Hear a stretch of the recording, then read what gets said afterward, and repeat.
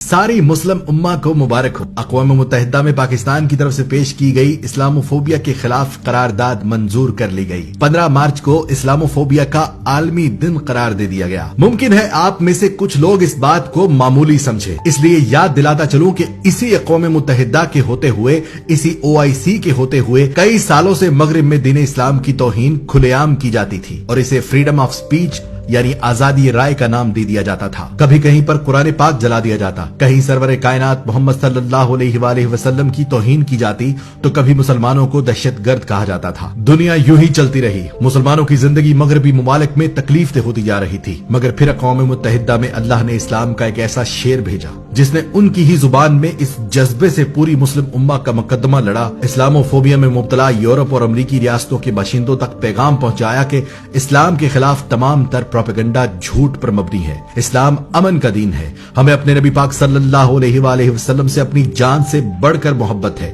اور جب تم ان کی شان میں گستاخی کرتے ہو تو ہمیں تکلیف ہوتی ہے۔ اللہ کا شکر ہے کہ میرا وطن وہ حق ادا کر رہا ہے جس کی وجہ سے یہ وجود میں آیا تھا۔ کلمے کے نام پر بننے والا یہ پاکستان اپنے مطلب کی بنیاد پر کھڑا ہے کہ لا الہ الا اللہ محمد الرسول اللہ، یہی نعرہ اقوام متحدہ میں لگایا گیا تھا۔ اس منظر کو آج بھی یاد کریں تو سحر طاری ہو جاتا ہے۔ لا الہ الا اللہ، there is no God but one, and we will fight. جیسے سوچا جائے تو کون ہے یہ عمران خان؟ آپ کی طرح میری طرح ایک عام پاکستانی، اردو زبان بولنے والا۔ پھر کیا کیا اللہ نے اسے مغرب بھیجا۔ پھر کیا ہوا؟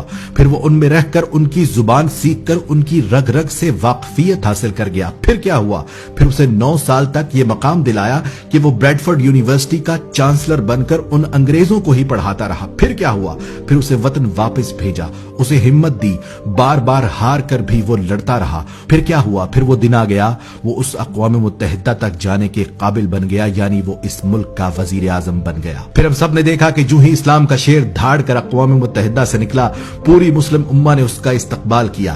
وہ ہمت کوئی اور نہیں کر سکتا تھا، کیونکہ ان الفاظ میں یہ مقدمہ لڑنے کے لیے اسے پوری زندگی چیلنجز سے گزار کر فولاد کی طرح مضبوط اعصاب سے نوازا گیا۔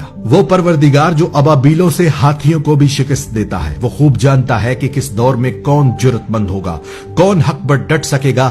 بے شک اس کی مرضی کے بغیر ایک پتا بھی نہیں ہل سکتا۔ ہر بر اعظم میں اسلاموفوبیا کی آواز اٹھانے والے عمران خان کی وجہ سے پہلے امریکہ کی اسمبلی میں یہ قانون پاس ہوا کہ آزادی رائے کی آڑ میں توہین اسلام جرم تصور ہوگا۔